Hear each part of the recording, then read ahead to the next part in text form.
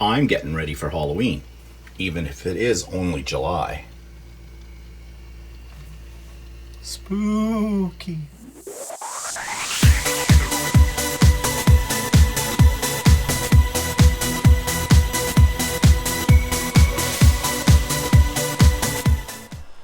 Good morning, everybody, and welcome to my weekly vlog. I'm Stephen from Bland Designs and the Idiot Quilter, and it is July the 12th, 2021, and it is the 488th day of COVID, and it's 103 days since I've had my haircut, and it looks it.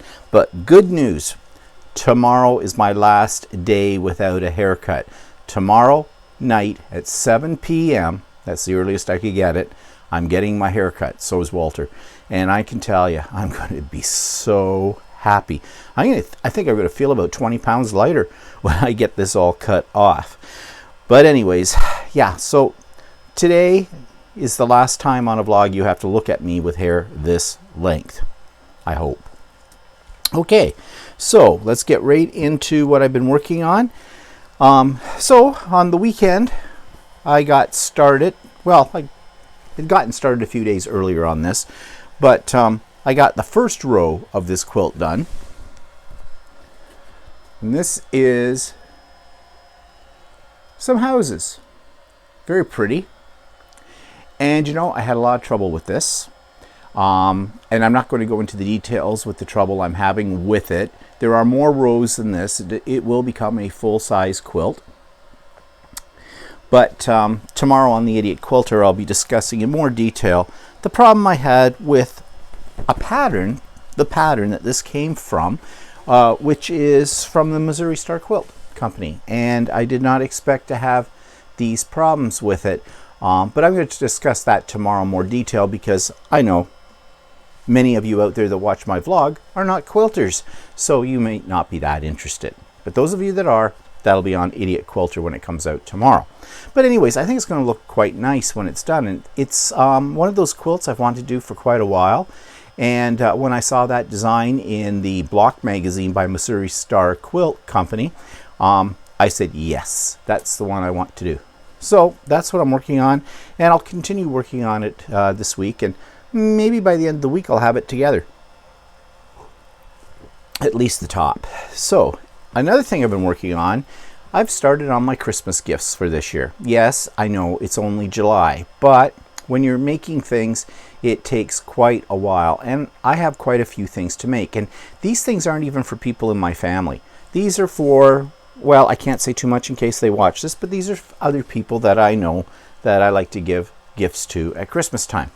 And so, originally, I was going to do what I'm about to show you as a table runner, but I decided, if I got to make 10 of these, that's going to take me a long time to make 10 table runners. So I've changed it into a table topper.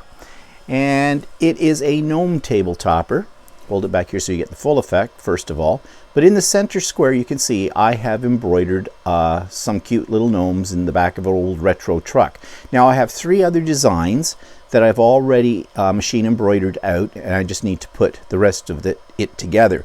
But I think they're really they're cute. And I'm thinking of a theme here. I have a plan to make another pin cushion. Oh, go figure, right? And that pin cushion, though, is a gnome holding the part that's the pin cushion. And I haven't started printing it out yet because for the last few days I have been working on another project, which I'm going to show you in a second, that takes a long time. I also found a design, and I didn't bring it out to show you, but I will next week.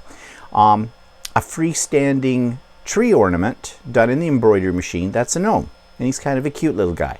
So yeah, it's going to be a gnomey Christmas, I guess. At least that's my plans right now. We'll see how we go with that, because as I said, these kind of things take time. That's why I'm starting now. Okay, and what else? Oh yeah. So I just got in the mail another set of ATCs from one of the ladies in my art journaling group. And these are from Anne, and I thought I'd show them to you because they're very beautiful and they need to be appreciated because they are mini works of art. Now, of course, each one of these is a theme. The group decided they would save them up and send them out 6 months at a time. It's worth. So each one of these is a different month. And on the back, there is the theme. This one's called Camping. This one is Family from April. Kind of a neat idea, you know, the horses together like a family. And this one is from February, Folk Sayings. And this is what? Birds of a feather flock together. And this one is Winter Watercolor. And this was January of this year. So all very nice little mini works of art. So of course, as I always do with my ATCs, they are going to my place of honor. Okay, so that takes us to the YouTube channel of the week. This one's another one about cooking. It's a very professional site. It's a company that does it. It's called America's Test Kitchen. And you know, they look at how to prepare common foods but fast, efficiently, and they look at variations on old-time recipes and how you can modernize them and make them suit, you know, today's diet. They also look at kitchen gadgets and things like that. I find it very, very interesting. So here's my review of that YouTube channel. This week's YouTube channel is for those of you who enjoy cooking but doing things with different kitchen gadgets, or perfecting certain age-old recipes, or looking for the best methods to create whatever you're creating in the kitchen. And it's called America's Test Kitchen, and as the name suggests, they test various products, various recipes, various methods for cooking. There's a really great variety of videos on here, and they're all very, very informative. Now, I have to say that some of their recipes that they test, or the methods that they use for cooking certain things, I find questionable. But nevertheless, they certainly do stir up ideas where you can be more creative in the kitchen. So check out America's Test Kitchen. So it is with the other links that I always put together in the show notes. There's a link to Stephen and Walter Live, and this week we just chatted, and that's what I think we're going to do from here on in, unless something big comes up and we can make a theme around it. It's very difficult to find a theme that we can stick to or finding. It's better just to go with the flow, because we start talking about something and somebody else gets in there and puts in their opinions and things, and then that takes us off on a tangent, and that's fine, because it's more like sitting around having a cup of coffee and talking with friends when we do that. We do get into some of the more controversial issues. Walter does not like me to do that. He's afraid of offending people. Well, you know, if you spend your whole life afraid you're going to offend somebody, you might as well not be alive, because you will offend somebody somewhere. And it is not my intent to offend people, but you know, I'm entitled to my viewpoint and my opinions just as anybody else is. And we try to honor other people's opinions that come on there. And you know, to date, most people are very, very reasonable. They may disagree with us, and that's fine and dandy, but they don't turn around and call us, you know, effing idiots or anything like that. They just express their opinion, and we express our opinion about that back. And isn't that the basis of dialogue, of constructive dialogue? And that's what we hope we are giving people an opportunity to involve themselves in. So, yes, I will continue to talk about things that might be a little uncomfortable for some, but just know that I don't do that to hurt people. I do it to generate conversation, to get other people to expose their opinions, and, you know, from all of that together we learn, I think. So, that's what we did this week. There is a link to the latest Idiot Quilter, and there is a link to the So Chatty, where we continued our discussion of hacks and unexpected tools in your sewing room. And there's my latest interview with Mielke, and it's a really great interview. So if you haven't seen it yet, check it out. Okay, so that takes me to what's pissing me off this week. Well, it's non-vaxxers. Yes, the people who think that, they don't need to get a vaccine for whatever reason. Here in Ontario, they're telling us we've done very well with the vaccines. I don't think we have. I think it's taken a long time to get them into the arms of people. And I also think that our government, our provincial government, and our federal government have dropped the ball on this from day one. I think all governments in the world have done that, and you've heard me say that before. But then so what they're saying right now is that it seems that the numbers are starting to drop off of people getting the first vaccine. And that's not good. Now, we do have the anti-vaxxers out there, the ones who have this conspiracy theory that basically the government is putting microchips into our bloodstream to be able to track us. So they're,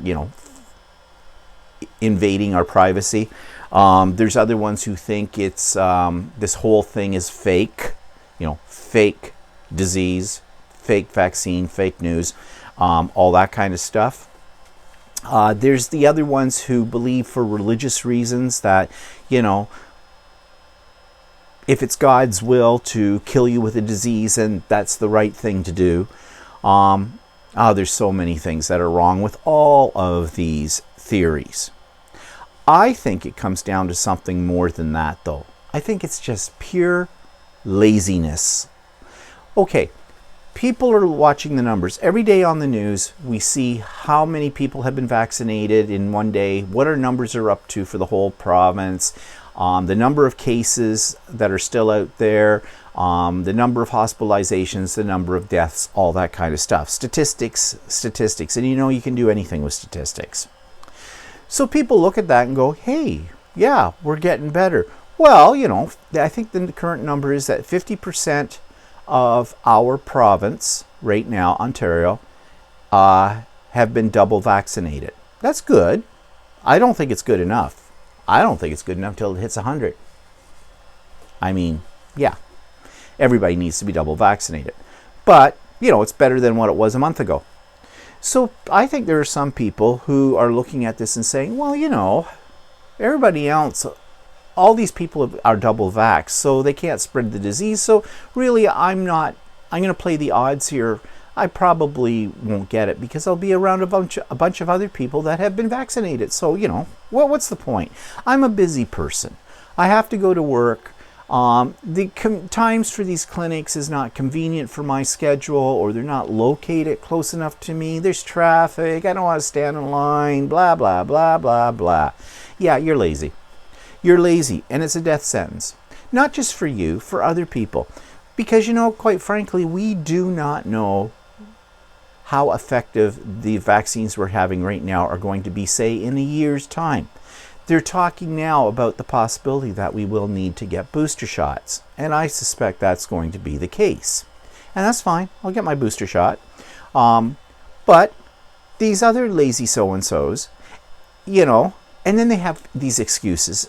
I've already listed some of them off, but they're just plain rationalizing why they can't get their lazy butts in for a shot. But then there's the ones who are working in healthcare.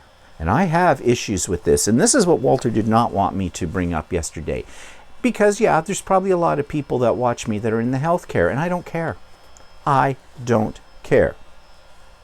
You may feel that I'm criticizing people, the frontline workers. I am. A certain group of them. But I was a teacher. You want to talk about a group that gets criticized? Be a teacher. So I shed no tears over this. There are people, we've had an outbreak in a long-term care facility in Toronto. Not a big one, but it was still an outbreak. Now, supposedly, all the residents of these long-term care facilities got the shot first. My mother's double vaccinated. And supposedly the staff are too. Well, there was 2 staff members and 1 resident that had it. Now let's think about this. I don't know this for sure, But I suspect it was a staff person that brought it into the home. It wasn't somebody in the home that gave it to them. The reason I say that is the homes, until just a few days ago, basically, weren't letting anybody in for visits. Only staff and only essential caregivers that had, taken a COVID test at least, or had already had, the vaccine and stuff, basically were not a risk. So that would suggest it was one of those workers who brought it in, which would also suggest that that worker had not been vaccinated. Now, they don't tell us any of this. This is all me making some assumptions. And when you make an assumption, kind of a thing. So I don't know this for sure. But what I do know is that although it's a high percentage, it is not all of the people that work on the front lines in the healthcare profession that have had their vaccines.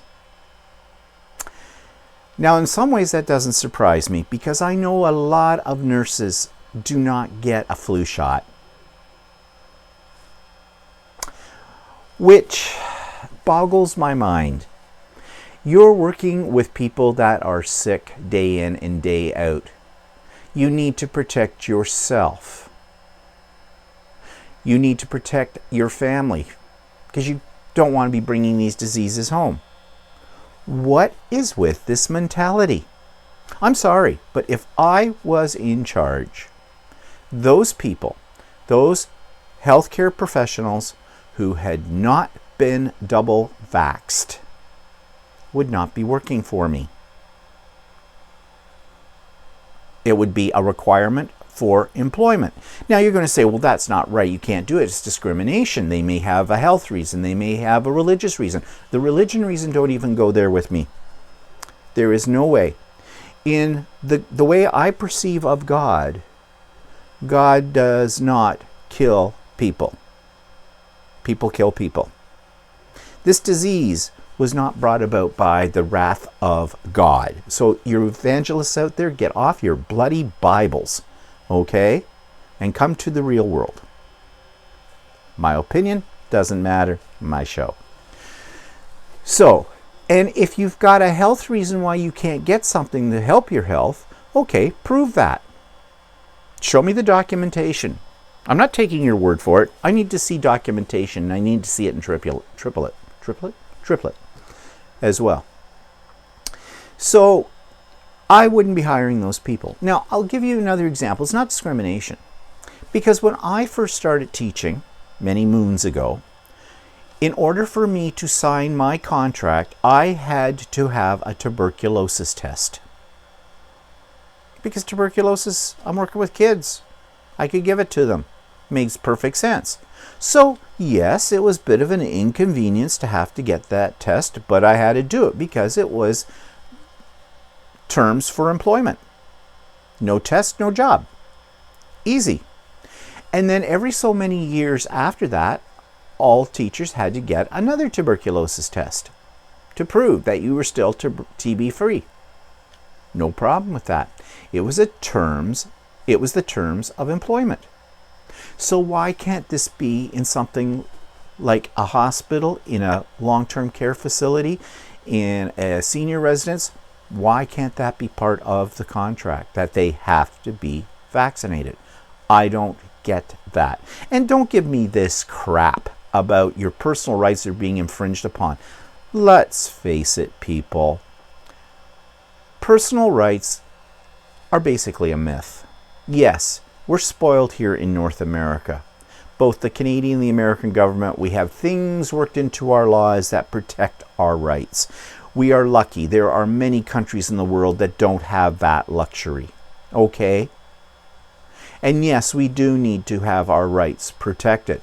But that doesn't mean your rights are above everybody else's right to live in a disease-free environment. So get off that. Go out, get your shots. Because you know what's going to happen? We're going to have a fourth wave. And if we thought the third wave was bad, The fourth will be even worse. There are still those variants of interest, as they call that. I hate that term. Variants of interest suggest, well, it's nothing really to worry about. Yeah, it is something to worry about, especially if you haven't been vaccinated yet.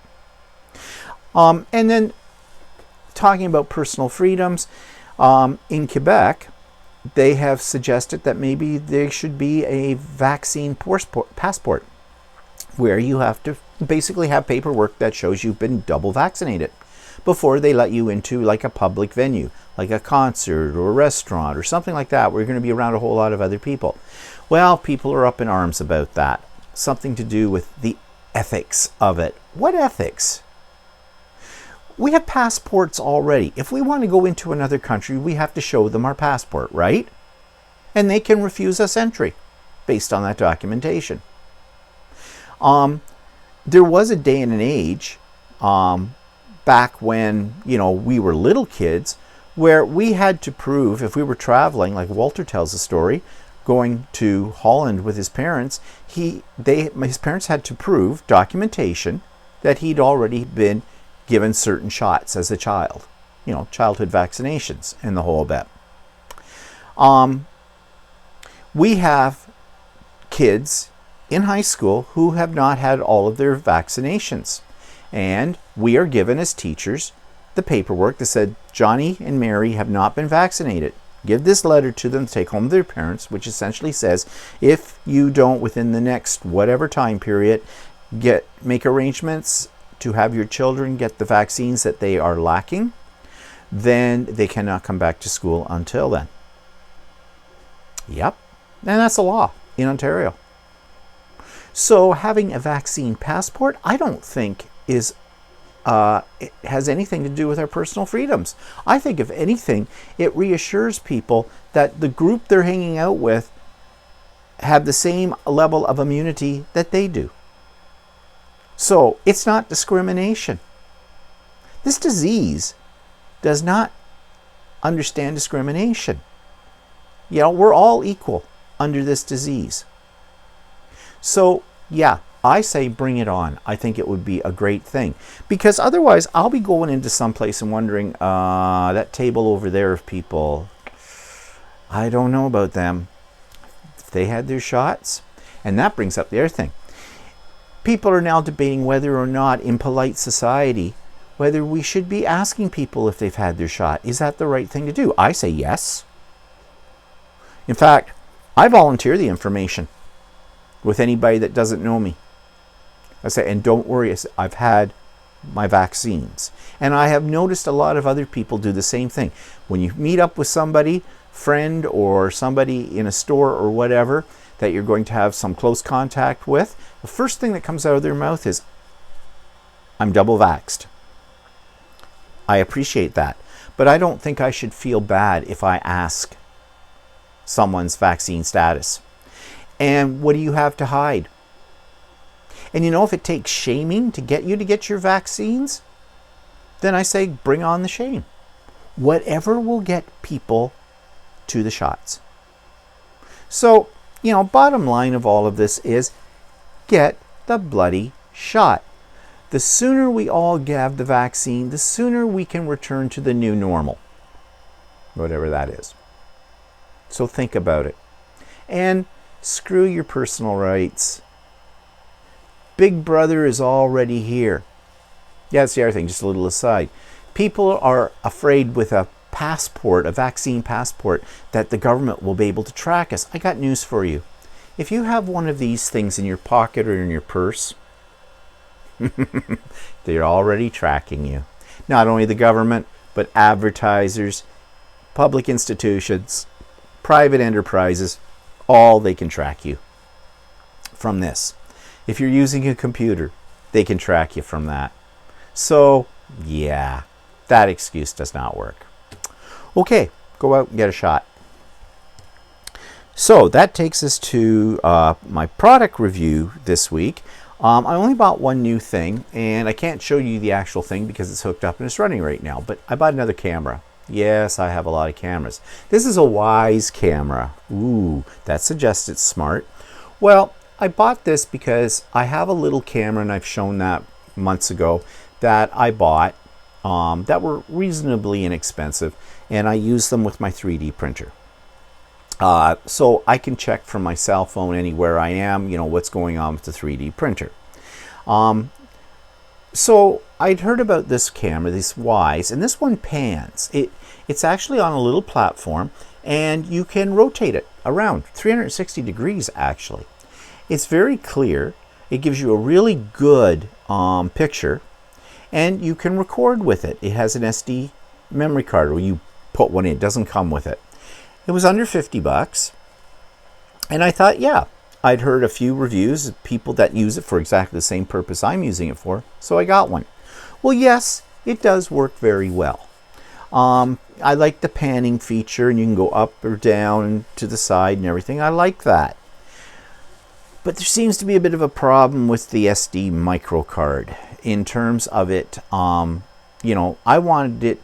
There's a feature on it called time lapse, and I don't know if you've seen them before or not, but on YouTube, lots of people post videos showing in fast time their 3D printer building something. They're kind of fascinating to watch, I find. And I want to do something similar. Well, I haven't figured that out yet, because this little box seems to want to tell me at times that it's SD memory card. There isn't one in it, and there is. I've gone to the website. I have found out what I'm doing wrong, which was nothing. I have got it to work, but then when it comes to the time-lapse thing, it doesn't seem to, as soon as I kind of put my camera away, my phone away, that seems to stop. So I don't know. I'm still playing with it. But I have discovered, I think it's manufactured by the same company that manufactured the other one that I was using. Because of its design and because of the way you set it up, it's all exactly the same way. So I think it's the same company that makes them. Are they worth the money? Well, it depends on what you're doing with it. Like I said, it was under $50 on Amazon.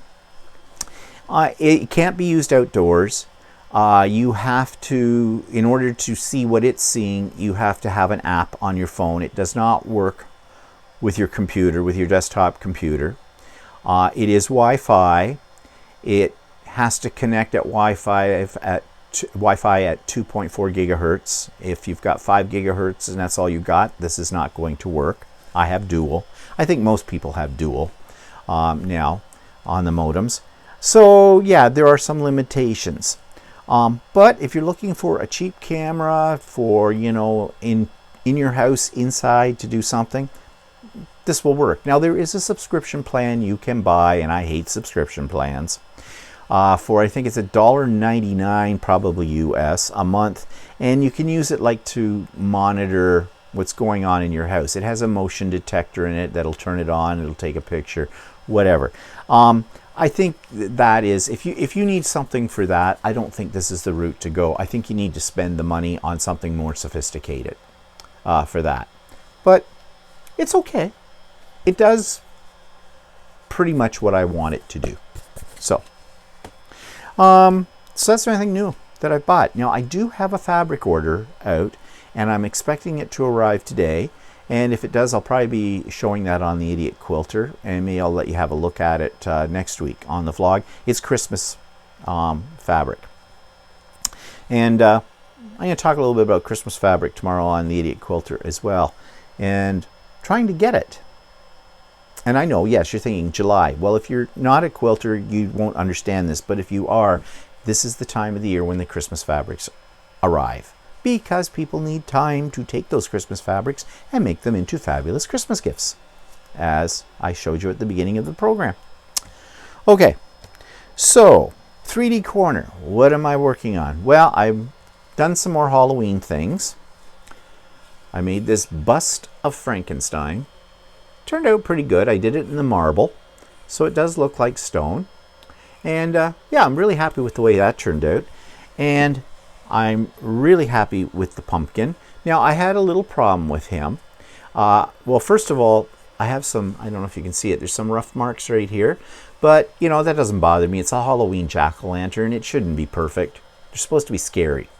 Also, I tried to colorize it a little bit more. I did print it in orange filament, but the orange filament tended to be a little on the bright side, more neon-y like, and I wanted to dull it down, so I tried various methods, but the one that really worked for me was alcohol ink, orange alcohol ink. I just dropped it and let it spread all over this, and it worked pretty good.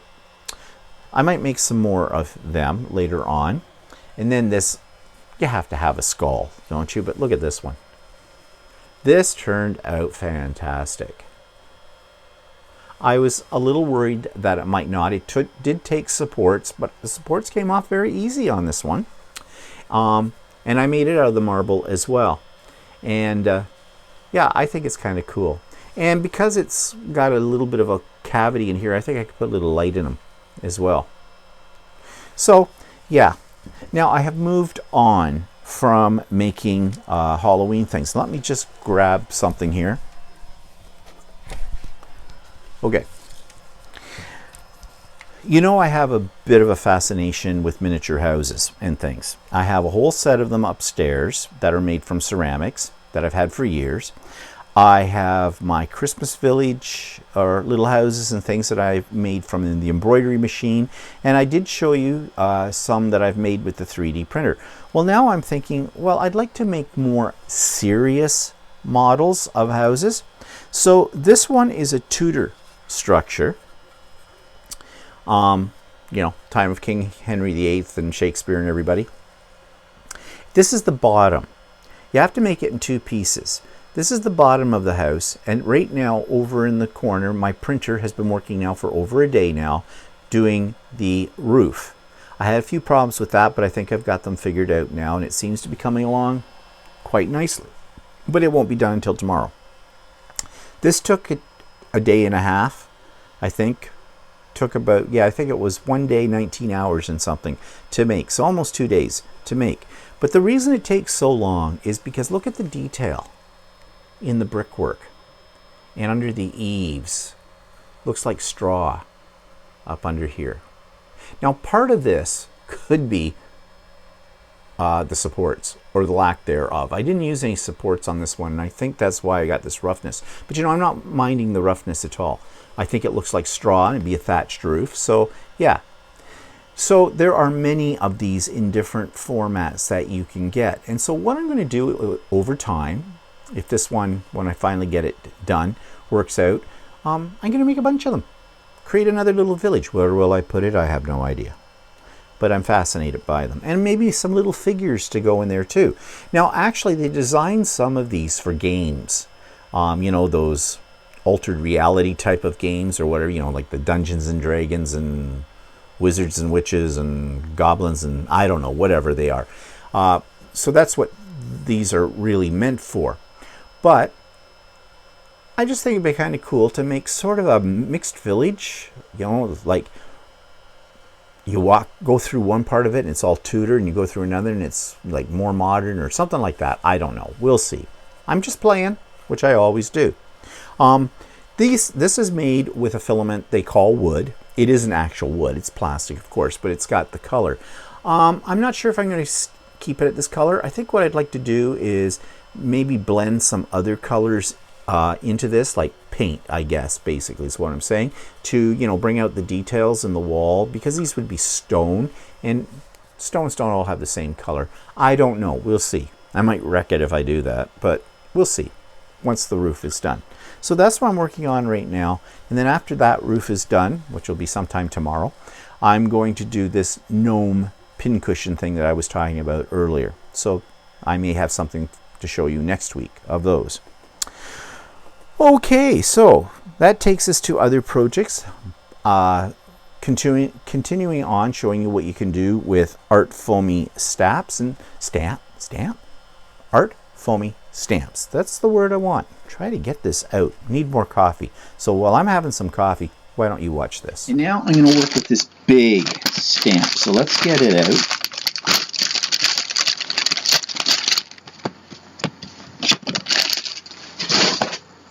Okay, so this one is huge. Now it's got some little knockout pieces here.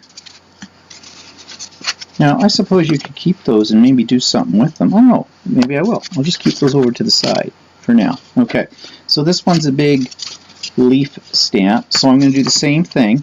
I'm going to ink it up.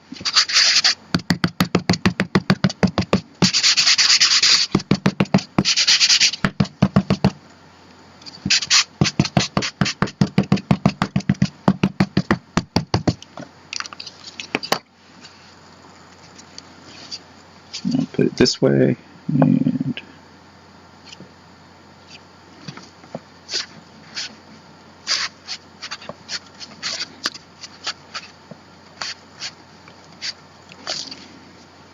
there. Now that one came out a little lighter than the one I made last time, but it doesn't really matter. I can see where the paint is going to go. Now, just for the sake of variety, I'm just wiping this off. It's got stays on, so stays on doesn't really wipe off, but just to get it there. Okay. So for this one, I think I'll use different shades of blue, and I think I'll go this way, the gradient. So let's start with a light blue. Again, I'm going to do it in about thirds. Now this is going to take more paint, I think. Oops.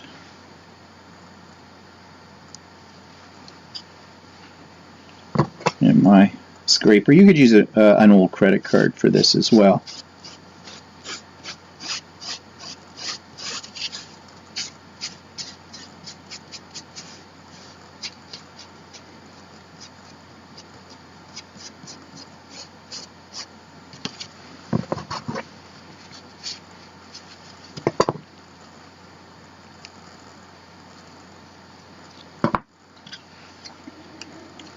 You might be wondering why I have palette paper sitting over here. Well, originally I thought I'd put the paint on the palette paper, and as you can see, that's not really what I'm doing. This one's got a weird texture to it. I hope there's not something wrong with this. These are relatively inexpensive paints that I'm using. I guess it's okay. Just make sure it kind of blended in. And as I said before, I'm letting my colors overlap. You know, I wonder if there's something wrong with that too. It's got a funny smell to it too. Oh well, we'll see. It's just paint.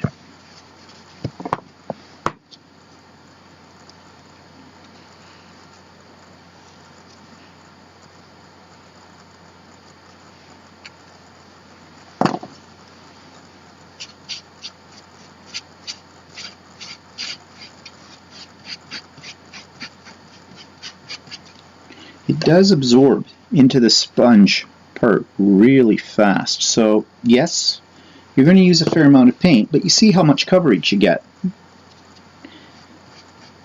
So I guess that's the trade-off. I don't know. I know a lot of people are very economically minded about their supplies. I don't tend to be. I figure when I run out, I'll buy more. Not that I'm rich. It's just my attitude towards it.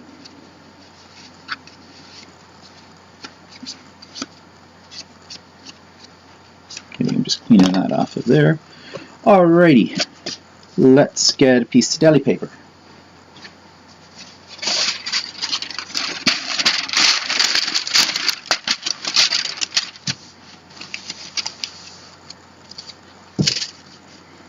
Okay.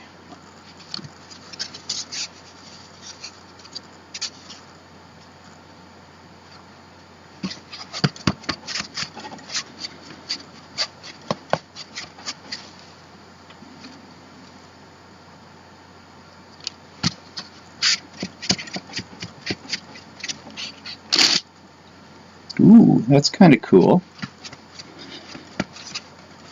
But I didn't get a really solid. I don't know if I didn't press it down the paint enough. Actually, that's that color that I thought came out kind of funny too, so I don't know. But this is going to be for mixed media, so I'm not going to worry about that.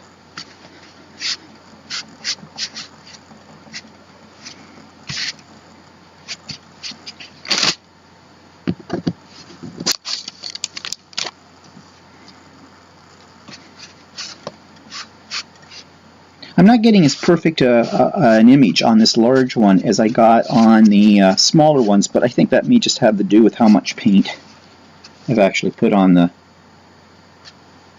stamp buddy. But you know, I'm not worried. At least I'm kind of liking this stamp though. And waste not, want not. Let's put one down along the, let's move this down a bit.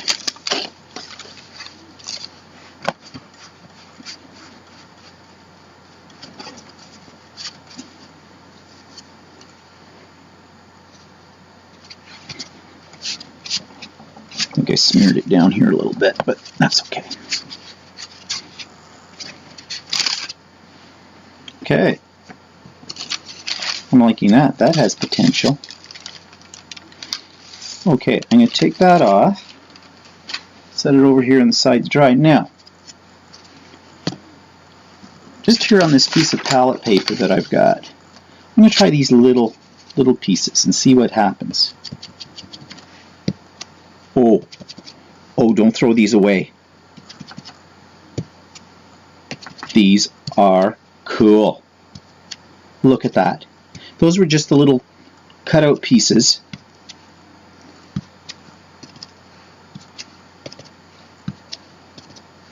Oh, this is good.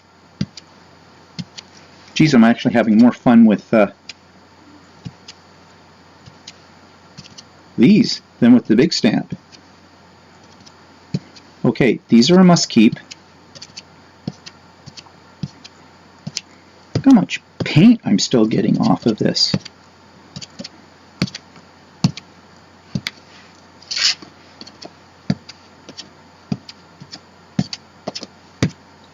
Okay, I can't stop myself. Actually, let's move this over to one side.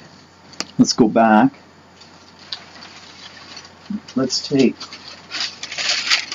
one of these and let's just add a few little spots on this.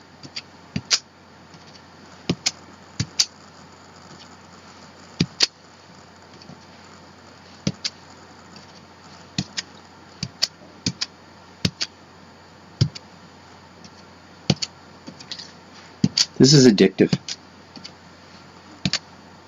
Once you get going, you can't stop. Okay, I have to stop. Stop. Alrighty. So we're going to save those little pieces. Okay. So I still have 2 more stamps to try out. So what I'm going to do is I'm going to go clean up this. I'm going to try the other 2 stamps, and I'll show you the end result of that. And then we're going to try some layering. Now, as you know, that is a project that I worked on some time ago. And because I don't have an art project on the go right now to show you, I'm sort of dipping into my archives of things to show. But I am working on something new right now, and it involves painting on fabric. I started this yesterday, and I am recording it as I work on it. It is an experiment, and I have no idea what the final version is going to look like.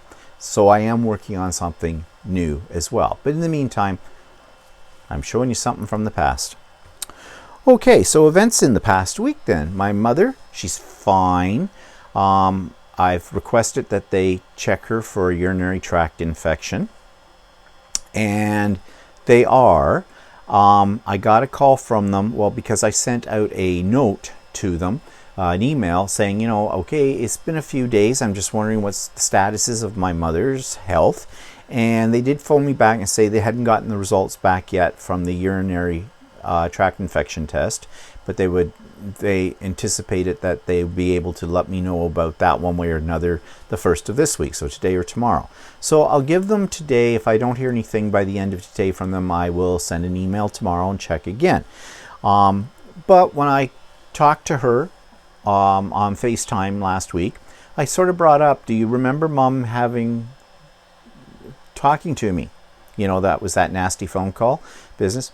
She claims she doesn't remember that. I don't know. Does she, doesn't she? I have no idea. But anyways, I told her, because I'm always upfront with my mother. I don't hold back anything from her whatsoever. And I told her, well, Mom, I've asked them to check you for a urinary tract infection because I said to her, I know you've told me that no, you didn't think you had one because you were feeling fine. But, sometimes there aren't any outward symptoms of it from what I know. So I think it'll just to be on the safe side. Now, I stopped short of saying, because I think otherwise you're just like crazy that you've got dementia, Mom. No, I didn't want to put that idea into her head. And, how do you tell somebody that they're, going off the deep end? So anyways, we had a pleasant enough conversation. And when I say conversation, I mean I tell her what's been going on and that's it. It's a one-sided conversation because every time I ask her what's new, it's always nothing. So anyways, hopefully we can get over to see her soon. Right now, we can go over physically visit her. I'm waiting for the nursing home to send me out an email telling me what the procedure is. And I have to consult with my sister about this because, of course, she wants to go over too. So I think they'll allow both of us to go over right now. And both of us have been double vaxxed. And my mother's been double vaxxed. So that should count for something. But we'll see. I mean, I'll be really honest about it. I see her on FaceTime every week. Yeah, okay. You're going to say, well, it's not the same as being there. Actually, it's better. I find it's better. Because when I was visiting her once a week at the other nursing home way back pre-COVID days,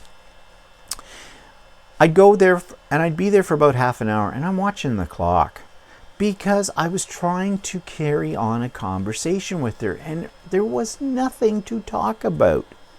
Nothing.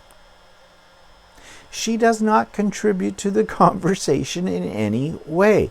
Now, the thing is, she does things over there. I have discovered she is being involved, but she won't talk about them. So there you are, sitting there. And according to my sister, anytime my sister went over to visit her, or even now when my sister calls her by FaceTime, she says, my mother can't get rid of her fast enough. I don't seem to have that problem. But you see, I can control the call on FaceTime. So, I may be on there for about 10 minutes with her. And, I said, well, okay, Mom, I'll let you go. I'll call you next week or sooner. And that's done. But if I was to go over to the nursing home, I'd feel really guilty about, okay, we're here. It's been 5 minutes. Time to go. Bye-bye. Now, some people would say, well, yes, but then you can hug her and give her a little kiss and stuff like that. Talked about this yesterday on Stephen Walter Live. I am not a touchy-feely person. People in my family are not touchy-feely. We are not huggers. We are not kissers. Never have been. So, no, that would be very strange to touch my mother. Okay? Now, those of you that are huggers and things may think that that's really cold. Maybe it is, but that's us. That's my whole family is like that. So, no. My mother's not missing hugging me. I'm not missing hugging my mother. Well, we'll see. We'll see. I'm definitely curious to see her new room in person and the facility over there because, all I've seen it is virtually. And I do want to have a better look at her room. I keep asking her, have they put the stuff up in your room yet? And I get no. I put out a thing for them. I'm going to ask her again this week. And if they haven't done it, then I'll send another email. And I'm going to say, well, look, you told me you were going to get to it. You haven't got to it yet. I would like this done. I know they're busy, but come on. She's been in there now for a month and a half. Let's get it on. It's only a couple of pictures. I don't know. But anyways, I want her to be comfortable. That's the main thing. And, I want to make her room look homey for her. She doesn't seem to be that bothered about that, so maybe it's just me. I don't know. Anyways, she's fine. We had Craft and Chat last week, Wednesday, first Wednesday of every month. That was fun. It always is. I get a lot done. People are interesting to talk to and see what they're working on. And if you've never ever joined us, and if you can, next one will be August the second, third, I think it's August the 4th, first Wednesday of the month. Check your calendar, 1 p.m. Eastern Standard Time. The Zoom link is in the week before in my notes. Check it out. Join us. Have fun. And speaking of that, where were you for my creative birthday bash on Saturday? Yes, you. Where were you? I know who was there, and I know who wasn't there. Well, no. Okay. I didn't expect that there was going to be hundreds of thousands of people flocking to my Zoom day, and the people that did show up, I appreciated it, and we had a really good time. So yeah, it just proves that quantity is not as important as quality. Okay, and yeah, we had a good time. I got a lot done, and I think a lot of other people on there got a lot done too. Yes, I understand that, not everybody has the freedom that, life happens. It is the summer. People want to take advantage of the nice weather. And here actually on Saturday, we had a nice day. And it was the first nice day that we've had for about a week because we've had a lot of rain. And even now as I look out my window, it's looking a little cloudy and overcast again today. So yeah, I can understand that people on a weekend, because a lot of people work and they want to get out and enjoy the sunshine because, we've been trapped for a long time, haven't we? So yeah, that's fine. But we did have fun, people that were there. So thank you for those of you that showed up. You made my day. It is not my birthday yet. My birthday's on Wednesday. And speaking of my birthday, because that's what's coming up, Walter has something up his sleeve. I don't know what it is. I told Walter not to get me anything for my birthday. The reason I told him that is, well, first of all, I am not a good recipient of gifts. My philosophy about gifts is, for me, is if you give me something, I need to give you something. And I feel like I owe you. Now, I like to give things. I do. That's why I'm working on Christmas things and stuff like that. And I don't expect anything in return when I give a gift. However, when I get a gift from somebody, I feel that I need to give back. And I need to give back at least the equivalent, if not something more. Now, last year, for my birthday, Walter bought me my big fancy steam iron, my Rowenta tank iron. That was a pricey gift, and I love it. Absolutely loved it. So I couldn't remember what I gave him that year for his birthday. His birthday comes before mine. His is in January. I probably got him something, but I don't know what it was. Yes, I do remember what it was. I got him some specialty feet for his sewing machine. But in my way of thinking, that wasn't enough. That was this year. Because he bought me this expensive iron. Okay? Feet aren't that expensive. So I couldn't think of anything else to give him. So I gave him I made it myself, a gift certificate for some money, which is basically the equivalent of what it cost for the iron that he gave me, and told him that if he saw something that he really wanted, let me know, and I would give him that money to put towards it, because he was looking at an item for his Mac, which wasn't available yet, but was supposedly coming out. But since then he's changed his mind. He says he doesn't really need it or want it. And when he told me that, I thought, well, okay. I just e-transferred him the money to his bank account to do with it what he wanted. He didn't care at all. He said I didn't have to do that, but it was me. I cared.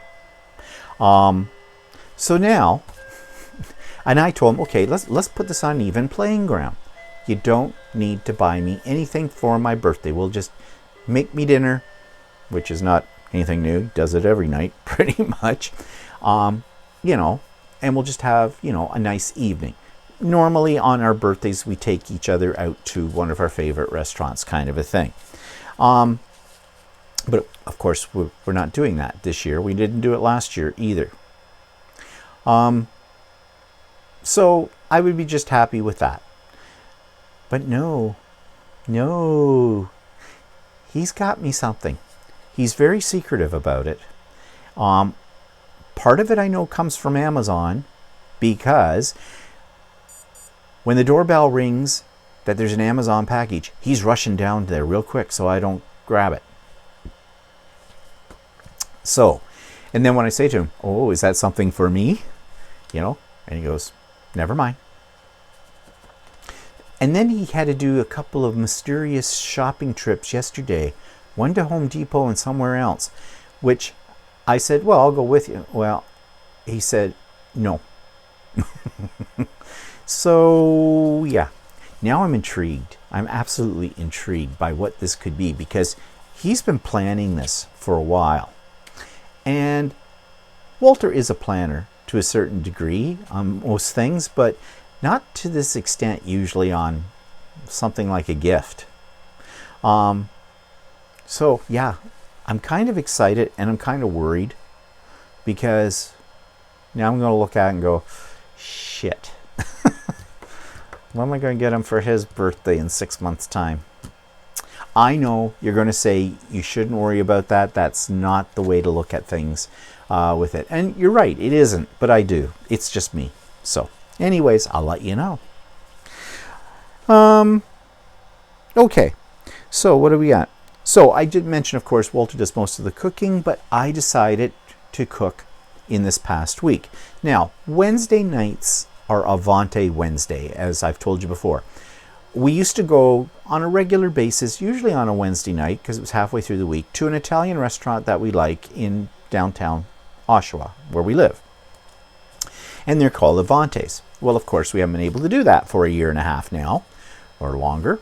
So we declared Wednesday nights here, Avante Wednesdays, and we do some sort of Italian dish.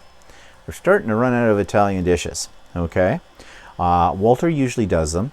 And, there's some favorites I have that Walter makes. Like, he's asked me what do I want for my birthday dinner, and it happens to fall on Avante Wednesday. And I said, well, maybe we could have Italian. And I do like his bolognese that he makes. And he makes homemade pasta to go with it. Big, broad noodle kind of pasta, which has a name that I never... Paparella? I don't know why I have trouble with that word. It's not a hard word, but I can never, ever remember how to say it. But anyways, I really like it. It's really good. So I am thinking that would be good. It's work, okay? He has to make the pasta. But there's freshly made pasta is definitely better than store-bought. Anyways, I digress. So, as I said, it's getting to the point now, it's pasta with sauce. That's what Italian is. Maybe different shapes of pasta, but it's still pasta.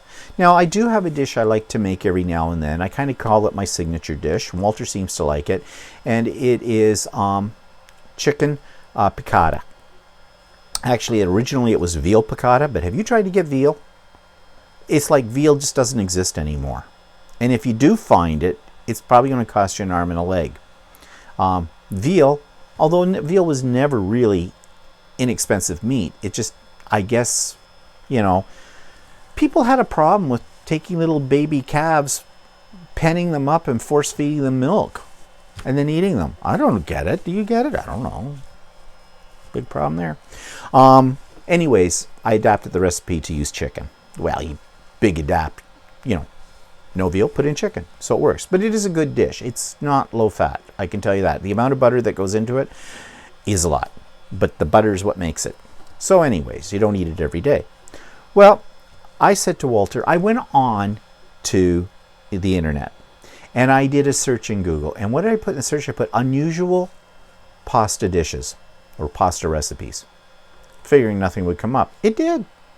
Well, most of them were ones I'd heard of before, but there was one that really appealed to me. And it basically was vegetarian. You wilted some, not spinach, it was lettuce or something like that, arugula. They wanted arugula. I'm not a big fan of arugula, it's a bit bitter, but we have a lot of lettuce, different kinds of lettuce. So I used that.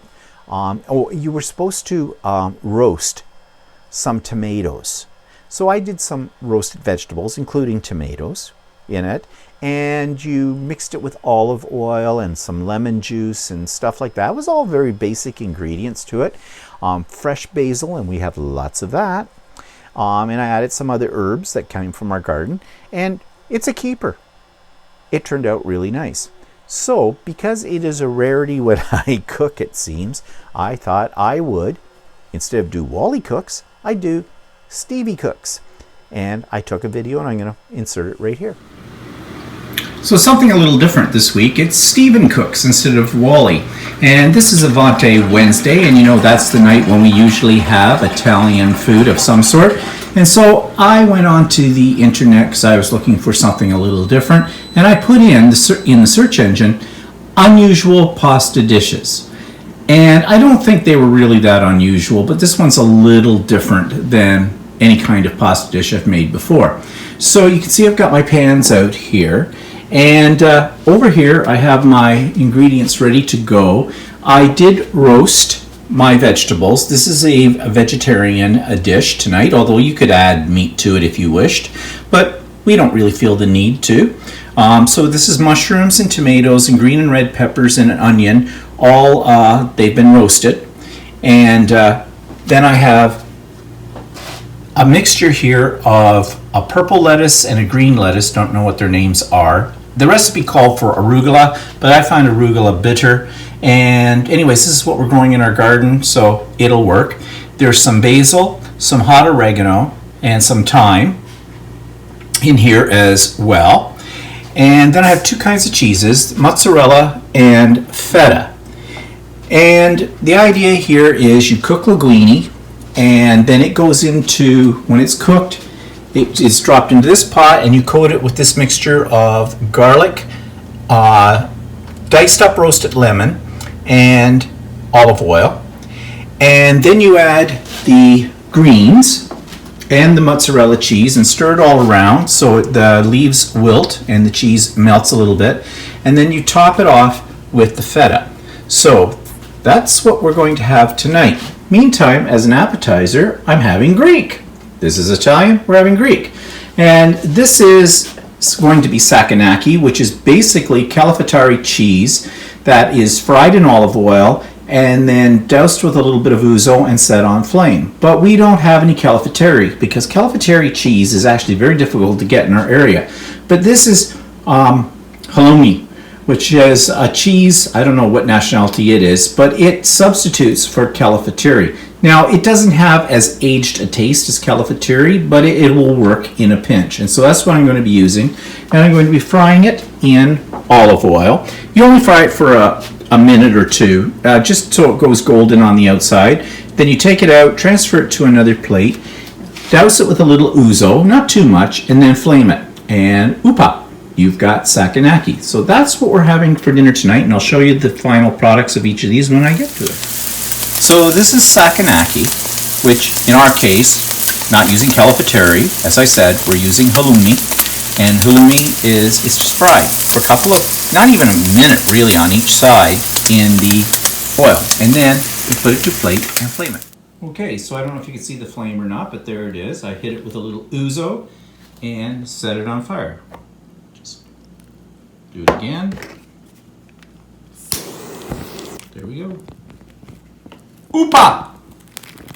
I guess that's what they yell when you get it in a restaurant. So that's sakinaki. Okay, typical me. I finished all of this and started eating it and realized I didn't videotape it. So this is what it looks like, the final product. Sort of. I already ate all the good stuff. Yeah, well, I ate the good stuff out of it. And I have too as well. But actually, this is a keeper. I like this recipe. It worked out pretty good. Of course, I made modifications to it because I usually do. But anyways, so do you think it's a keeper or what? Yeah, it's good. Okay, it's good. So I didn't get fined, so that means we can have it again. So I'm going to do that recipe again because it's really easy and you can put any kind of vegetables in that you want to. And I think I would roast the vegetables a little longer than I did this time, just to give them a little bit more of a more roasty taste to them. Maybe season them too. I stuck pretty much to the recipe for that, but I think I would add a little bit more seasoning to the vegetables as they roast. But anyways, it's a good recipe. It's easy. Try it out. And speaking of stuff coming fresh from your garden, our garden is looking wonderful. Well, we've had a lot of rain. So I thought you might be interested. I did show a few weeks ago our garden, but I want you to see what it looks like now. Little update on our container gardening here. As you can see, things are really coming along quite nicely. That's mint and basil, and I'm not sure what that is. I was going to say it's thyme, but I don't think it's thyme. I don't know what it is. I'll have to ask Walter. These are beans. They're just an experiment. They're not, we don't expect to get too many off of that. And these are peppers. You can see there's one in there. They're small peppers and some hot peppers. And then we've got parsley. And there's rosemary back in there. And I think that's hot oregano. And then we've got our tomato plants, and they're doing very well. And our lettuce, more basil, some stevia, and our chives. Kind of need to take these dead flowers off the top of the chives. I don't know if they have much of an effect on them or not. And this is another tomato plant. This one's doing really well. Look at all the green tomatoes we've got on it. There's all kinds. And then we discovered that in this planter that has this plant in it that Walter put in it, this was a planter we had last year, and we've got petunias coming up, which were in it last year. So that's interesting. This little pot has onions, green onions. They're just coming up. Walter just planted those. And of course, this red lettuce, which I have no idea what it's called, but it's looking really nice out here. I wish we could do this all year round. And one other thing, talking about natural homegrown things, I want to turn our attention to weed. Not the weeds in your garden, I mean marijuana. You know that here in Canada, it is legal, and we have dispensaries, stores that sell a variety of marijuana products. Everything from marijuana to edibles with marijuana to creams and ointments and things with marijuana in it. Well, last week I was cleaning the house. I was down on my hands and knees scrubbing the floor, and I must have pulled something in my back. Because for a couple of days, my back was really, really sore, to the point where it was uncomfortable to even sit for any length of time or lay down, like in bed, because I could barely, well, I could get up. I mean, I wasn't crippled, but, it was that pain. And so I thought, well, I have a friend that works in one of the local weed stores, as I call it, and he has a bad hand, a really bad hand. And his father has arthritis in his shoulders. And he was telling me about this cream that he got at the store he works in. It's a product that's made with CBD, which I'm really not sure what CBD stands for, but it's cannabis something or other. Anyways, it's an ingredient that is used in, I'm just looking at it because I have it here to show you. It's used for pain relief. And he swore by it. He said it's the best stuff. So I went into his store, and he wasn't working that day, and I talked to the guy that was in there. I think he's probably the owner. And I told him what I was there for, and he said, oh yeah, I know exactly what you want. He pulled out a little sample bit. He says, here, try a little bit. So I put a little bit down on my back. I mean, basically I wasn't going to disrobe in front of them. So I put it on. He says, it'll take about 2 minutes or so, and you'll feel it. And I didn't put enough on, I don't think, but it did feel like it was helping. But you don't know. It may just be the atmosphere, psychosomatic, I don't know. But he swore by it. He said he has a slipped disc that gives him problems. And his wife lathers this cream on his back, and within 5 minutes, the pain is gone. And he says it lasts up to about 4 hours before you need to reapply. So he showed it to me. Now, I was concerned that, and this is it, I got a jar of it, and it's called Soleil Balance. And this one has an extra THC in it, which is the ingredient in marijuana, right? The one that gets people a little high. Now, I was a little concerned about that. I said, well, is this going to have any effect on me? Like, am I going to get high? He went, no. Because you're putting it on topically, it can't penetrate far enough through your fat, for lack of a better word, through your skin tissue and that, to get into your bloodstream to cause, like, wow, pretty colors kind of a thing. And I said, well, does it smell like weed? Because, I don't really want to put this on and go out somewhere and smell like I've just smoked a couple of joints kind of a thing. And he says, no. And he opened it up and let me have a sniff of it. And it smells so nice. It's kind of pineapple-y in the smell, but there isn't a trace of the smell of weed in this whatsoever. And that's what it looks like. It's just a white cream. And he said you don't need a lot of it. Is it cheap? No. But I knew that because I kind of looked it up on the internet before I went in. This was $60 before tax for this size of container. But you can see I have used it now about 3 days in a row. And that's all I've used. I'll glare on it here. That's all I've used. So there's plenty of it here. Does it have an expiry date? Well, actually, here's something interesting. It says you're supposed to store in a dry place, avoid direct sunlight. No expiry date has been determined. So they don't know how long this stuff lasts. So we'll see. But did it work? Oh, yes. Yes. I'm not using it right now because my back is so much better. Now, is it a cure? No, it's not a cure for that, but I knew my back was going to heal itself. I just pulled a muscle, that's all, with it. So you got to give it time. But in the meantime, this made it much more comfortable. And yes, it worked, and it worked very, very well. So I'm definitely sold on products that have marijuana in them for medical purposes, to the point where I am thinking, I've told you my mother's hand is very riddled with arthritis, and it is causing her a lot of pain, and they have her on a painkiller. I'm thinking that maybe what I'll do is I'll inquire whether or not I can bring some of this in to my mother so they can apply it and see if that helps her with it. I don't know. They use Voltaren right now.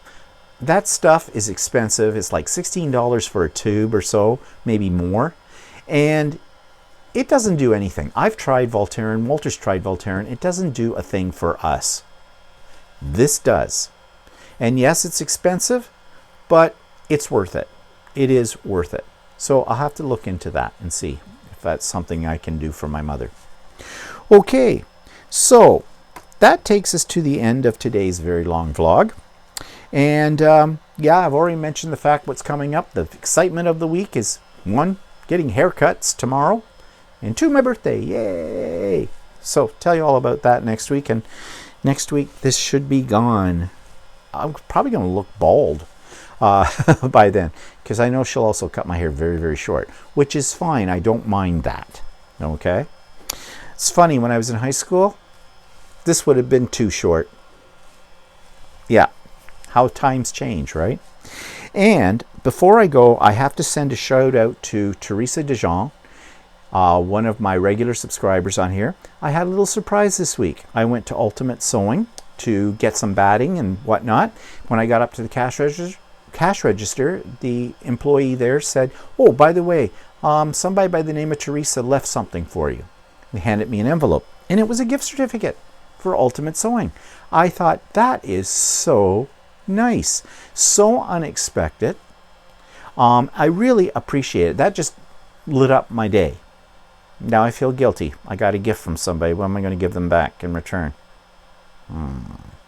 But anyways, Teresa, thank you so much for that. That was just, it made my day. Okay, so I hope you have a good day. I hope you have a good week, and take care. If you're not double vaxxed, get on with it, and we'll see you next week. Bye-bye for now.